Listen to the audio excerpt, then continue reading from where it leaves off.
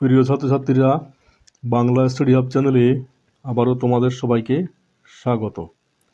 আজকের এই ভিডিওতে আমরা দেখব দশম শ্রেণীর ইতিহাসের চতুর্থ অধ্যায় থেকে 20টি অত্যন্ত গুরুত্বপূর্ণ 2 নম্বরের সংক্ষিপ্ত প্রশ্ন ও তার উত্তর।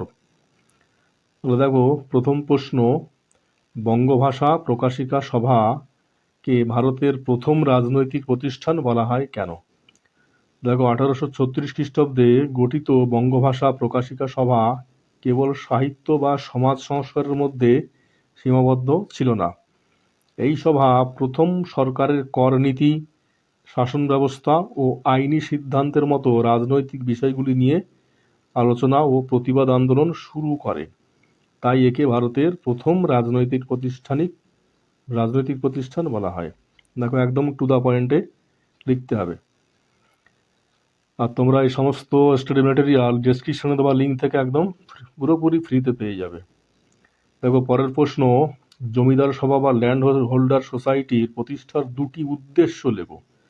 দেখো, উত্তর, 1838 খ্রিস্টাব্দের প্রতিষ্ঠিত জমিদার সভার 2টি প্রধান উদ্দেশ্য ছিল: 1. জমিদারদের স্বার্থ ও অধিকার রক্ষা করা এবং সমগ্র ভারতে চিরস্থায়ী বন্দোবস্তের প্রসার ঘটানো এবং আমলাতন্ত্রের অত্যাচারের হাত থেকে প্রজাদের রক্ষা করা। একদম টু দ্য পয়েন্টে লেখা। 19 শতককে সমিতির যুগ বা এজ অব অ্যাসোসিয়েশন বলা হয় কেন? ঐতিহাসিক ডক্টর অনিল শীল 19 শতককে সমিতির যুগ বলেছেন কারণ এই সময় ভারতের মানুষের মধ্যে রাজনৈতিক চেতনা বৃদ্ধি পায় এবং দেশ জুড়ে বহু রাজনৈতিক ও সামাজিক সংগঠন বা সমিতি গড়ে ওঠে, যেমন জমিদার সভা, ভারত সভা, পুনা সার্বজনীন সভা ইত্যাদি।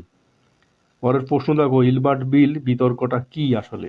অত্যন্ত গুরুত্বপূর্ণ প্রশ্ন, ভালো করে দেখো। লর্ড রিপনের শাসনকালে তার আইনি সদস্য সিপি ইলবার্ট একটি বিল আনেন যার দ্বারা ভারতীয় বিচারকদের শ্বেতাঙ্গ বা ইউরোপীয় অপরাধীদের বিচার করার অধিকার দেওয়া হয়। এর বিরুদ্ধে ভারতে বসবাসকারী ইংরেজরা তীব্র আন্দোলন শুরু করে। এই ঘটনাকে ইলবার্ট বিল বিতর্ক বলা হয়। দেখো, ভারত সভা বা ইন্ডিয়ান অ্যাসোসিয়েশন প্রতিষ্ঠার 2টি প্রধান উদ্দেশ্য কী ছিল? 1876 খ্রিস্টাব্দে সুরেন্দ্রনাথ বন্দ্যোপাধ্যায়ের নেতৃত্বে প্রতিষ্ঠিত ভারত সভার প্রধান উদ্দেশ্য ছিল: 1. দেশে একটি শক্তিশালী জনমত গঠন করা এবং 2. ভারতের বিভিন্ন অঞ্চলের অধিবাসীদের একই রাজনৈতিক স্বার্থে একতাবদ্ধ করা। পরের প্রশ্ন দেখো, হিন্দু মেলা প্রতিষ্ঠার 2টি মূল উদ্দেশ্য কী ছিল? 1867 খ্রিস্টাব্দে নবগোপাল মিত্রের উদ্যোগে প্রতিষ্ঠিত হিন্দু মেলার মূল উদ্দেশ্য ছিল: 1. হিন্দুদের মধ্যে স্বাদেশিকতার ভাব জাগ্রত করা এবং জাতীয় ঐক্য গড়ে তোলা।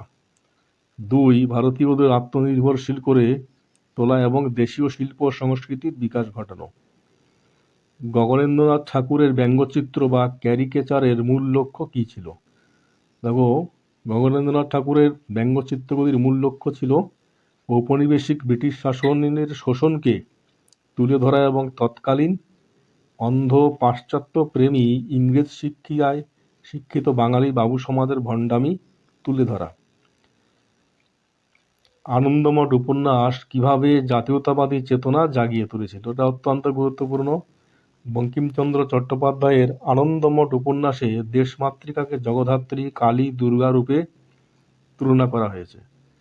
এর ফলে দেশভক্তিকে ধর্মীয় রূপ দেওয়া হয়েছিল। তাই উপন্যাসের বন্দে মাতরম মন্ত্রটি ভারতের স্বাধীনতা সংগ্রামীদের প্রধান রণধ্বনিতে পরিণত হয় এবং বিপ্লবীদের দেশপ্রেমে উদ্বুদ্ধ করে। পরের প্রশ্ন, স্বামী বিবেকানন্দের বর্তমান ভারত গ্রন্থের মূল বার্তা কী ছিল? দেখো, বর্তমান ভারত গ্রন্থে স্বামী বিবেকানন্দ স্বদেশপ্রেমের বার্তা দিয়েছেন। তিনি ভারতের চণ্ডাল, মূর্খ, দরিদ্র চর্মকারকে নিজের ভাই বলে বুকে টেনে নিতে বলেছেন এবং দেশবাসীকে মনে করিয়ে দিয়েছেন যে ভারতবর্ষের মৃত্তিকা তাদের স্বর্গ এবং ভারতের কল্যাণই তাদের কল্যাণ। দেখো, পরের প্রশ্ন, অবনীন্দ্রনাথ ঠাকুরের ভারত মাতা চিত্রের তাৎপর্য কী? 1905 সালে স্বদেশী আন্দোলনের পটভূমিতে অঙ্কিত এই ভারত মাতার চিত্রটিতে 4 হাত বিশিষ্ট একজন সন্ন্যাসিনী রূপে দেখানো হয়েছে।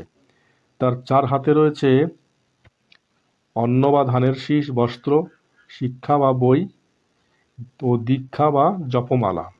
এই ব্রিটিশ বিরোধী আন্দোলনের সময় ভারতীয়দের মধ্যে জাতীয় সংহতি ও ত্যাগের প্রতীক হয়ে উঠেছিল। মহারানীর ঘোষণাপত্রে দুটি প্রধান প্রতিশ্রুতি উল্লেখ করো। দেখো, সিপাহী বিদ্রোহের পর 1858 সালের 1 নভেম্বর এলাহাবাদের দরবারে লর্ড ক্যানিং মহারানী ভিক্টোরিয়া যে ঘোষণাপত্র পাঠ করেন, তার দুটি প্রতিশ্রুতি ছিল: প্রথমত, দেশীয় রাজ্য গ্রাস করার সত্ত্ববিলোপ নীতি চিরতরে বর্জন করা হবে এবং জাতি ধর্ম বর্ণ নির্বিশেষে যোগ্যতা সম্পন্ন ভারতীয়দের সরকারি চাকরিতে নিয়োগ করা হবে। পরের প্রশ্ন, লর্ড লিটনের দেশীয় ভাষা সংবাদপত্র আইন বা ভার্নাকুলার প্রেস অ্যাক্ট 1878 কী ছিল? 1878 খ্রিস্টাব্দে ভাইসরয় লর্ড লিটন ভারতীয় ভাষার সংবাদপত্রের স্বাধীনতা হরণ করার জন্য এই আইনটি পাশ করেন। এর উদ্দেশ্য ছিল ব্রিটিশ সরকারের গণবিরোধী নীতি ও অত্যাচারের বিরুদ্ধে দেশীয় ভাষায় প্রকাশিত যেসব পত্রিকাগুলি সমালোচনা করে তাদের মুখ বন্ধ করা। 1857 সালের মহাবিদ্রোহকে সিপাহী বিদ্রোহ বলা কি যুক্তিযুক্ত নয়?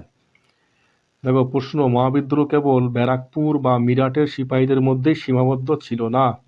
এটি ঝাঁসি, কানপুর, অযোধ্যা এবং বিহারের এক বিস্তীর্ণ অঞ্চলের সাধারণ মানুষ, কৃষক, কারিগর, জমিদাররা স্বতঃস্ফূর্তভাবে এই বিদ্রোহে যোগ দিয়েছিলেন।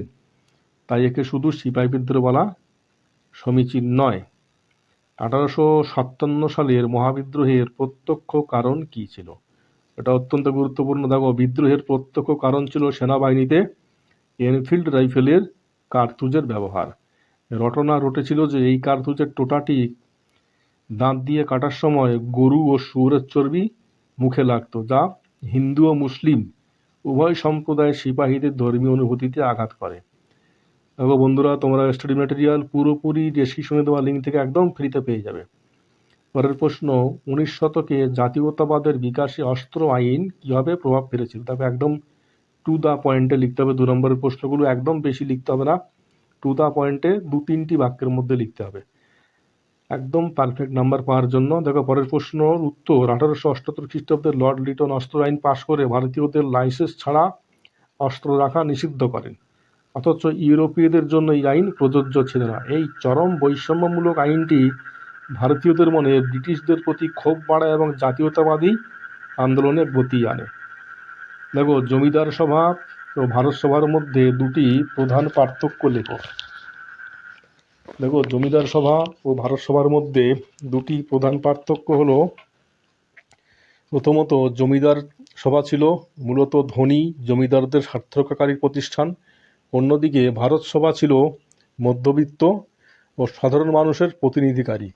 2, জমিদার সভার আন্দোলন কেবল আবেদন নিবেদনের মধ্যে সীমাবদ্ধ ছিল, কিন্তু ভারত সভা গণ আন্দোলন গড়ে তুলতে বিশ্বাসী ছিল।